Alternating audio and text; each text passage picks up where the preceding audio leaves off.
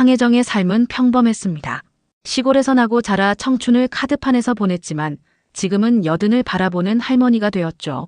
한때 부산에서 하나라 불리며 타짜의 삶을 살았던 그녀는 50년 전 그 세계와 작별했습니다. 이제 그녀에게는 아들 민석이 전부였어요. 아들을 위해 손을 떼었던 그 세계, 다시는 돌아가지 않겠다고 맹세했던 그 판에서 어머니, 저 이번에 큰 계약 성사시켰어요. 곧 찾아뵐게요. 민석의 문자를 읽으며 황혜정은 미소 지었습니다. 짧은 문자지만 아들의 목소리가 들리는 듯 했어요. 하지만 그 미소는 오래가지 못했죠. 일주일 후 민석의 친구에게서 걸려온 전화는 그녀의 삶을 완전히 뒤바꿔 놓았습니다. 수화기 너머로 들려오는 흐느낌 소리가 이미 불길한 예감을 주었어요.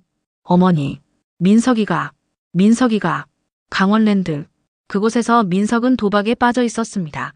처음엔 스트레스 해소용이었다가 어느새 삶의 전부가 되었죠.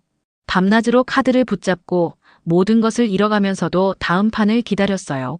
빚은 눈덩이처럼 불어났고 결국 사채업자들의 소나기에 완전히 걸려들었습니다. 도박과 빚 협박과 폭행의 악순환 속에서 민석은 견디지 못했어요.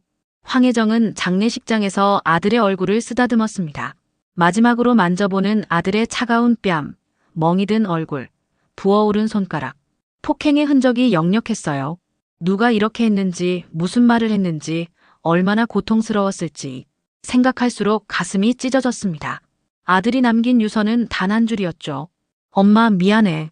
장례를 치르고 집으로 돌아온 황혜정은 무거운 발걸음으로 아들의 방을 정리했어요. 민석의 흔적이 가득한 방을 보니 눈물이 마르지 않았습니다. 서랍 속을 정리하던 중 나온 건 사채업자의 명함과 채무 계약서였어요. 계약서에 적힌 이자율을 보는 순간 그녀의 얼굴이 굳어졌습니다. 월 50%. 황혜정의 손이 떨렸습니다. 분노가 전신을 타고 흘렀죠. 그녀의 눈에서 오랫동안 꺼져 있던 불꽃이 다시 피어올랐어요. 50년 전 판에서 봤던 그 수법, 그 악랄함이 여전했습니다. 그때도 그랬지. 이 짓거리 아직도 안 고쳤구나. 명함에는 강원투자회사 조상우 상무라고 적혀 있었습니다. 황혜정은 계약서와 명함을 챙겨놓고 가방을 꾸렸어요. 몇 날 몇 시간이고 걸릴 수도 있는 일이었지만 그녀는 결심했습니다. 50년 전 손을 떼었던, 평생 잊고 살았던 그 세계로 다시 돌아가기로. 강원랜드 식당에 취업하는 건 어렵지 않았어요. 누가 여든 가까운 노인을, 그것도 전설의 타짜였던 하나를 의심하겠습니까? 황혜정은 조용히 기다렸습니다. 복수는 급하게 이루어지는 것이 아니었죠. 매일 밤 그녀는 손가락을 풀었어요. 50년이 지났어도 그녀의 손은 여전히 기억하고 있었습니다. 카드를 다루는 법, 상대의 패를 읽는 법, 그리고 밑장을 빼는 기술까지. 모든 것이 천천히 되살아났죠. 민석아, 엄마가 내 원수를 갚아줄게. 황혜정은 식당 일을 하면서도 귀를 열어두었습니다. 모든 소문, 모든 정보가 필요했어요. 그녀는 곧 조상우라는 사채업자에 대한 정보를 모으기 시작했죠. 강원랜드 VIP룸에서 큰 판을 벌이는 단골이었습니다. 도박꾼에게 돈을 빌려주고 그들이 재기하려 할 때마다 더 큰 빚더미에 몰아넣는 수법이었어요. 그리고 때로는 직접 판에 뛰어들어 밑장 빼기로 남은 재산마저 털어가곤 했습니다. 열흘째 되는 날, 황혜정은 마침내 조상우를 보았어요.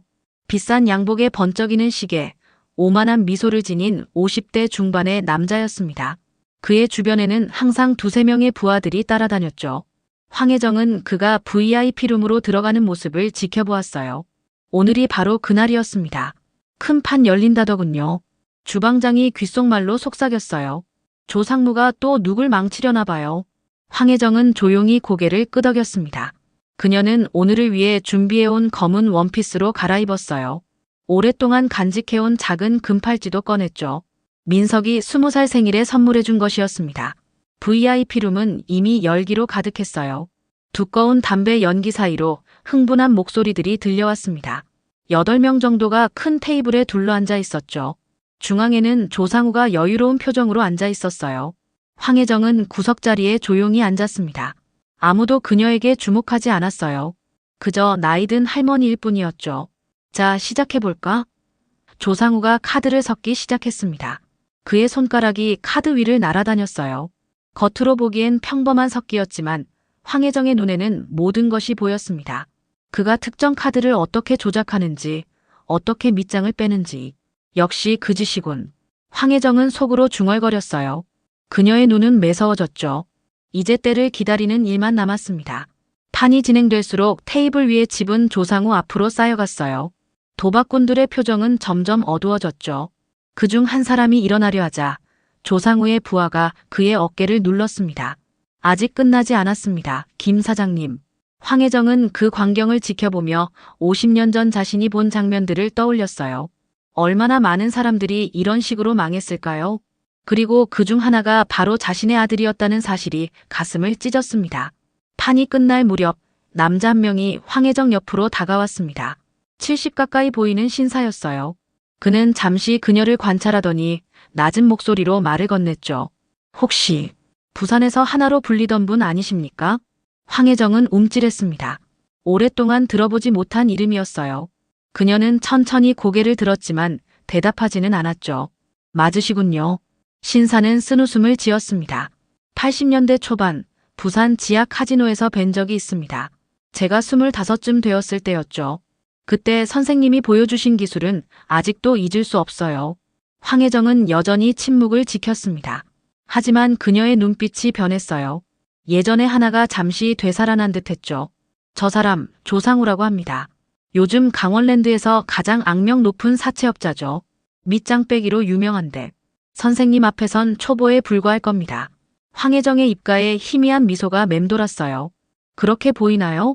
그 기술로 이 판 한번 뒤집어 봐요. 신사는 진지하게 속삭였습니다. 저자가 얼마나 많은 사람을 망쳤는지 모릅니다. 내 아들도 그중 하나고요. 황혜정의 눈이 커졌어요. 그녀만이 아니었군요. 얼마나 많은 부모가 조상우 때문에 자식을 잃었을까요? 그 생각에 그녀의 결심은 더욱 굳어졌습니다.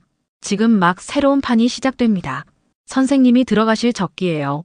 황혜정은 천천히 자리에서 일어났어요. 그녀의 걸음걸이에는 나이를 느낄 수 없는 힘이 있었습니다. VIP룸의 분위기가 미묘하게 변했죠. 모두의 시선이 천천히 걸어오는 노인에게 쏠렸어요. 저도 한 판 끼워주실래요? 황혜정의 목소리는 부드럽고 공손했습니다. 하지만 그 안에는 강철 같은 단단함이 느껴졌어요. 조상우는 놀란 듯 고개를 들었습니다. 그의 눈에 당혹감이 스쳤어요. 할머니, 여긴 노인정이 아닙니다. 돈 많이 잃을 수도 있어요. 주변에서 웃음소리가 들렸지만 황혜정은 동요하지 않았어요. 그녀는 가방에서 두툼한 봉투를 꺼내 테이블 위에 올려놓았습니다. 이 정도면 되겠죠? 딜러가 봉투를 열어 금액을 확인했어요. 그의 눈이 커졌죠. 5천만 원입니다. 방안이 갑자기 조용해졌습니다. 조상우의 눈빛이 변했어요. 이제 그의 얼굴에는 탐욕이 가득했죠. 어르신, 그런 돈을 어디서? 누군가 걱정스럽게 물었지만 황혜정은 미소만 지었습니다. 평생 모은 돈이에요. 한 번쯤 큰 도박을 해보고 싶었죠. 조상우는 가볍게 웃으며 손짓했어요. 앉으시죠, 할머니. 재미있게 해드리겠습니다. 황혜정은 천천히 자리에 앉았어요. 이제 그녀와 조상우는 마주보고 있었습니다. 판이 시작됐죠. 조상우의 손이 카드를 날렵하게 다루기 시작했어요. 그의 눈은 자신감으로 가득했지만 황혜정의 눈에는 더 깊은 무언가가 있었습니다. 50년간 숨겨온 복수의 불꽃이었죠. 첫 판이 시작되었습니다. 황혜정은 의도적으로 실수하는 척했어요. 카드를 떨어뜨리기도 하고 규칙을 잘 모르는 것처럼 행동했죠. 조상우는 속으로 비웃었습니다. 그의 생각이 얼굴에 그대로 드러났어요. 쉬운 먹잇감이군. 할머니, 이렇게 하시면 돈 다 잃으실 텐데요. 조상우가 거만하게 말했습니다. 그의 부하들이 낄낄거리며 웃었어요. 황혜정은 순진한 미소를 지었죠. 그래요? 이렇게 하는 게 아닌가. 오랜만이라 잘 모르겠네. 조상우의 오만함은 커져갔습니다. 그는 더욱 대담하게 밑장 빼기를 시작했어요. 황혜정의 눈은 그 모든 움직임을 포착했지만 그녀는 모르는 척했죠. 첫 번째 판, 두 번째 판, 세 번째 판. 그녀는 계속해서 졌습니다.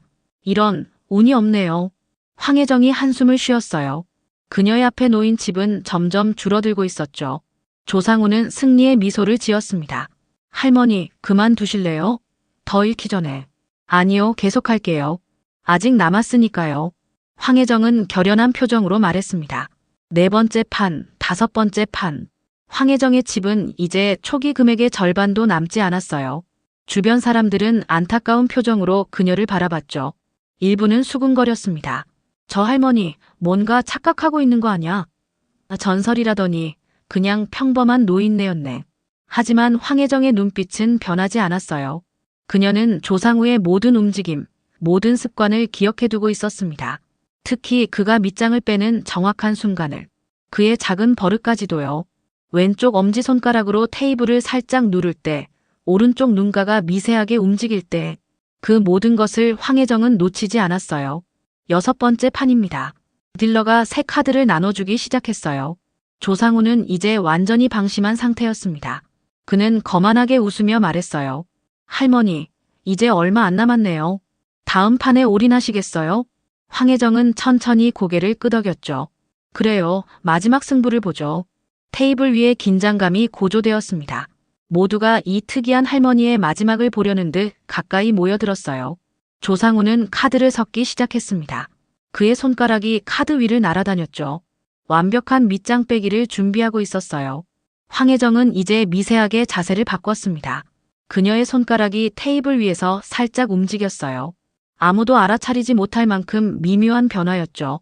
하지만 이것은 신호였습니다.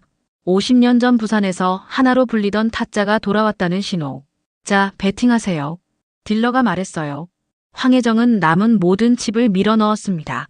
조상우도 자신만만하게 같은 액수를 베팅했어요. 그리고 카드가 돌아갔죠. 조상우의 손이 카드를 잡는 순간 황혜정의 눈이 빛났습니다. 그녀는 지금까지와는 완전히 다른 사람이 된 듯 했어요.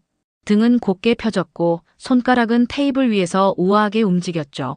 그 순간 방 안의 모든 사람이 무언가 변했음을 느꼈습니다. 조상우가 자신의 패를 확인하는 순간 그의 눈에 미세한 흔들림이 스쳤습니다. 그는 승리를 확신하고 있었어요. 하지만 황혜정은 더 깊은 곳을 보고 있었죠.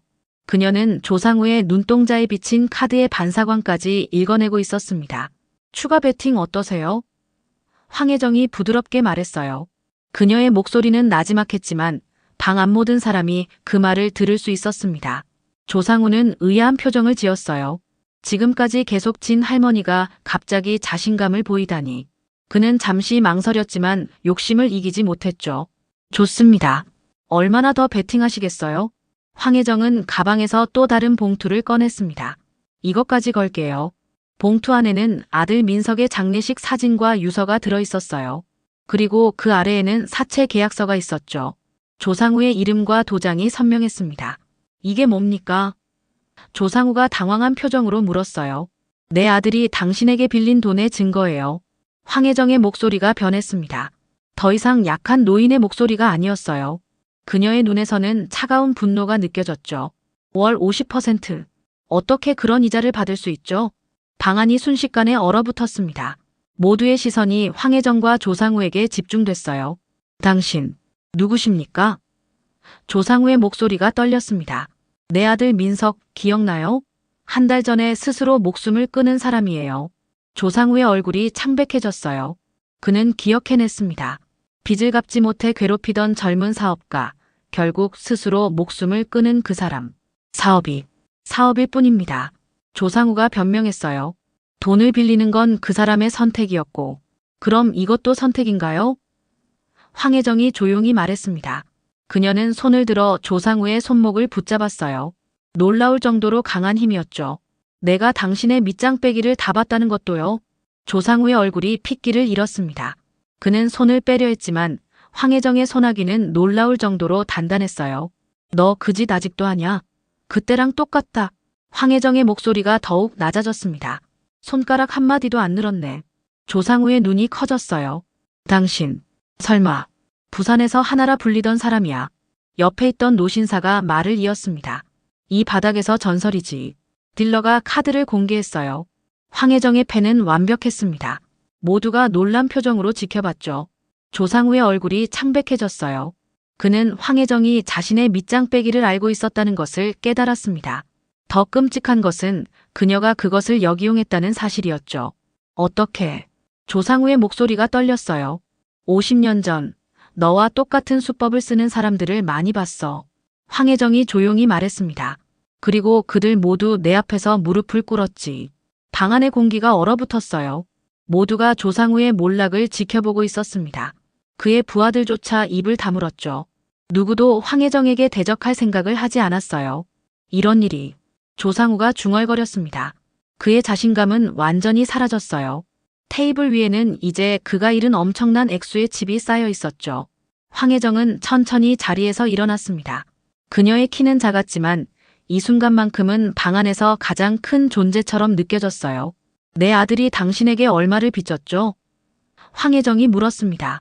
조상우는 말을 더듬었어요. 3천만 원 정도. 거짓말. 황혜정의 목소리는 차가웠습니다. 계약서에는 2천만 원으로 적혀 있었어. 그런데 어째서 내 아들은 5억 원을 갚아야 한다고 생각했을까? 주변에서 수군거림이 들렸어요. 모두가 조상우의 악랄한 수법을 알고 있었지만 감히 말하지 못했던 것들이었죠. 이자가 있었습니다. 조상우가 변명했어요. 월 50%. 황혜정이 말을 이었습니다. 은행 금리의 100배가 넘는 이자를 받고 그것도 모자라 협박하고 폭행했죠. 내 아들의 멍든 얼굴이 아직도 눈에 선해요. 방 안의 공기가 더욱 무거워졌습니다. 조상우의 부하들은 이제 그에게서 슬슬 거리를 두기 시작했어요. 승자와 패자는 명확했죠. 당신도 도박했잖아요. 조상우가 마지막 발악을 했습니다. 지금 이 자리에서 도박은 했지만 사람 목숨을 담보로 하진 않았어. 황혜정이 단호하게 말했어요. 도박은 자신의 운을 시험하는 거야. 상대방을 속이고 괴롭히는 게 아니라고. 그녀의 말에 방 안의 모든 사람이 묵묵히 고개를 끄덕였습니다. 오랫동안 조상우의 횡포에 시달렸던 이들의 마음이 느껴졌어요. 이제 어쩌시려고요? 노신사가 조심스럽게 물었습니다. 황혜정은 잠시 생각에 잠겼어요. 그녀의 눈에 슬픔이 스쳤죠. 돈은 필요 없어요. 내 아들을 돌려줄 수 없으니까. 그녀는 테이블 위에 모든 칩을 모았습니다. 조상우가 잃은 것은 수억 원에 달했어요. 황혜정은 그 칩들을 조상우 앞으로 밀어냈죠. 이 돈으로 당신이 망친 모든 사람들에게 돌려줘요. 내 아들처럼 스스로 목숨을 끊은 사람들의 가족들에게. 조상우는 믿을 수 없다는 표정으로 황혜정을 바라봤습니다. 그냥 가져가시는 게 아니고요. 돈이 목적이 아니었어. 황혜정이 조용히 말했어요. 내가 원했던 건 당신이 더 이상 사람들을 망치지 못하게 하는 거였지. 그녀는 가방에서 작은 녹음기를 꺼냈습니다. 이 안에는 오늘 있었던 모든 일이 담겨 있어요. 당신의 사기 행각, 불법 고리대금, 그리고 밑장 빼기까지. 조상우의 얼굴이 창백해졌어요. 그는 이제 완전히 무너진 표정이었죠. 경찰에 넘기겠어요? 누군가 물었습니다. 황혜정은 고개를 저었어요. 그건 당신들의 몫이에요. 나는 이제 내 할 일을 마쳤어. 그녀는 천천히 일어나 문을 향해 걸어갔습니다. 아무도 그녀를 막지 않았어요. 조상우는 무릎을 꿇고 앉아 있었죠. 그의 제국은 단 한 판의 승부로 무너져 내렸습니다. 문 앞에서 황혜정은 잠시 멈춰 섰어요. 그녀는 뒤돌아보지 않은 채 말했습니다. 도박은 자신과의 싸움이에요. 남을 속이는 순간 당신은 이미 진 거예요. 강원랜드를 나선 황혜정의 발걸음은 가벼웠습니다. 그녀는 오랜만에 맑은 공기를 마시며 깊게 숨을 들이쉬었어요. 저녁 하늘에는 별들이 반짝이고 있었죠. 민석이 좋아했던 밤하늘이었습니다. 민석아, 이제 좀 편해졌니? 황혜정은 속으로 중얼거렸어요. 그녀의 눈에서 눈물이 흘러내렸습니다. 복수는 이루었지만 아들을 잃은 슬픔은 여전했죠. 황혜정은 택시를 타고 숙소로 돌아왔습니다. 작은 여관방에는 민석의 유골함이 놓여 있었어요. 그녀는 유골함 앞에 무릎을 꿇고 앉았죠. 끝났어, 민석아. 이제 엄마도 편히 쉴 수 있을 것 같구나. 그녀는 가방에서 작은 봉투를 꺼냈습니다. 그 안에는 조상우에게서 받아온 증거물들이 들어있었어요. 계약서와 녹음 파일, 그리고 그가 다른 피해자들에게 행한 협박과 폭행의 증거들까지. 황혜정은 그것들을 모두 유골함 옆에 정성스럽게 놓았습니다. 내일 아침 이 모든 걸 경찰에 넘길 거야. 내가 떠난 후에도 얼마나 많은 사람들이 같은 고통을 겪었을지 몰라. 이제 그들도 조금은 편해질 수 있겠지. 그날 밤 황혜정은 오랜만에 깊은 잠에 들었습니다. 꿈속에서 그녀는 젊은 시절의 자신과 어린 민석이 함께 놀고 있는 모습을 보았어요. 민석의 웃음소리가 그녀의 귓가를 맴돌았죠. 다음 날 아침 황혜정이 눈을 떴을 때 방 안에는 따스한 햇살이 가득했습니다. 황혜정은 증거물들을 챙겨 경찰서로 향했습니다. 그녀의 발걸음은 예전의 하나의 것이 아니라 이제 그저 아들을 그리워하는 어머니의 것이었어요. 경찰서에서 그녀는 모든 증거를 제출했습니다. 담당 형사는 그녀의 이야기를 진지하게 들었어요. 이 녹음 파일만으로도 조상우를 구속할 수 있을 것 같습니다. 형사가 말했죠. 불법 도박, 고리대금, 협박, 폭행. 죄목이 상당하네요. 다른 피해자들도 있을 거예요. 황혜정이 말했습니다. 제 아들처럼 목숨을 끊은 사람들도 있을 거고요. 형사는 고개를 끄덕였어요. 철저히 조사하겠습니다. 어르신께서 중요한 제보를 해주셨어요. 황혜정은 경찰서를 나서며 깊은 숨을 내쉬었습니다. 그녀의 복수는 이제 완전히 끝났어요. 하지만 그것은 단순한 복수가 아니라 정의의 실현이기도 했죠. 그날 오후 황혜정은 강원랜드 근처 작은 공원에 앉아 있었습니다. 그곳에서 그녀는 노신사를 다시 만났어요. 모든 일이 잘 마무리되었다고 들었습니다. 노신사가 말했어요. 조상우는 어젯밤 도주하려다 경찰에 체포되었답니다. 황혜정은 조용히 미소 지었습니다. 당신 아들은 어떻게 됐나요? 제 아들은 이제 재활 중입니다. 노신사의 눈에 희망의 빛이 어렸어요. 조상우에게 모든 걸 잃고 도박 중독까지 생겼지만 이제 천천히 회복하고 있죠. 선생님 덕분입니다. 황혜정은 고개를 저었습니다.